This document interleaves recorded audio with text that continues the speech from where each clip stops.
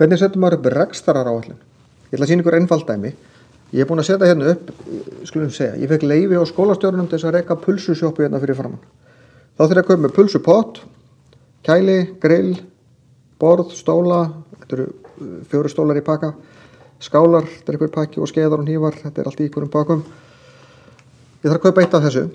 Ég skipti þessu í tvennt. Það sem ég þarf að kaupa einu sinni sem er stoppkostnaðurinn og síðan það sem ég þarf að kaupa oft. Þegar ég ætla að reikna hvað þetta kostar, þá þarf ég að markvalda hvað þetta kostar sinnum fjöldin og hún hjálpar mér að klára þetta. Svo þarf ég að sjá hvað þetta kostar, þá vel ég sum og vel reytina sem eru í boði. Þetta kostar 256.000. Ég á ekki pening fyrir því, ég á ekki krónu, þannig ég tek lán.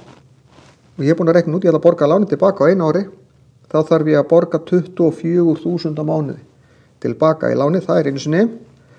Ég ætla að selja, og ég ætla að fara hérna fyrst, að því ég þarf að áætla kostnað, hvað ég þarf að borga í hverju mánuði og áætla tekjur.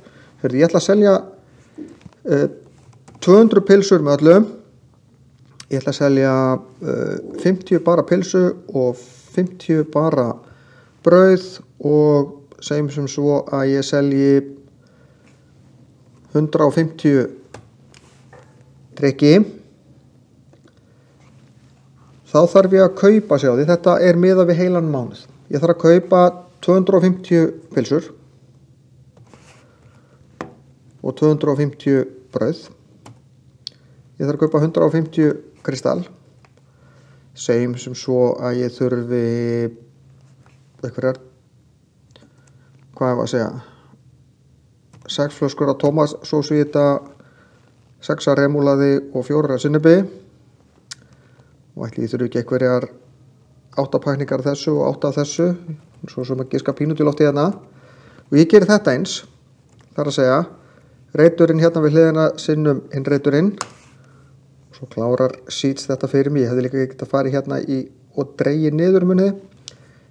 Síðan legg ég saman, hvað kostar þetta? Og þá vel ég reitina eins og þann. Þetta kostar rúmlega 100.000. Og þá ger ég bara eins hér, þetta sinnum þetta og leyfi Sheets að klára og svo dreg ég saman. Ég ætla að velja alla reitina því að það getur vel verið því ég bæti einhvern tíman við. Og núna þarf ég að áætla að sjá því og ég var búinn að áætla hérna hvað ég ætlaði að selja þetta á.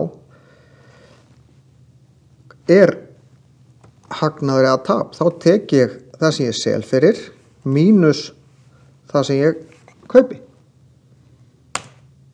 Ég er 10.000 kall í mínus. Hvað er ég að gera? Jó, þá er ég að rukka of lítið. Ég var að rukka 300 kall fyrir pylsuna. 150 kall bara pylsu, 100 kall fyrir brauð og 300 kall fyrir drykkina. Og af því ég er búinn að slá inn að láta töflureiknir reikna þetta út fyrir mig, þá reiknar hann þetta út vandræðalaust. Þá er ég 10.000 kall í plús. Ekki mikið laun fyrir heilan mánuð. Þá er spurning, er þetta þess virði að fara að standa í þessu? Eigum við að áætla að við seljum kannski aðeins meira? Þetta lítur aðeins betur út. Svona er þetta að leika sér pínu með tölur. Get ég sett inn bara hvaða tölur sem er? Það er ekki endilega raunhæft. Ég get að minnsta kosti sett upp einhvers konar áætlun sem sýnir einhverja mögulega niðurstöðu. Ef ég myndi svo framkvæma þetta, þá sæi ég bara eftir mánuðin, hvort var hagnaður eða tap. En þetta er mjög einfalt. Ég er ekki að gera ráð fyrir tryggingum, ég er ekki að borga fyrir húsnæði, ég er ekki að gera ráð fyrir virðisauka inn í þessu. Það er fullt af hlutum sem ég er ekki með.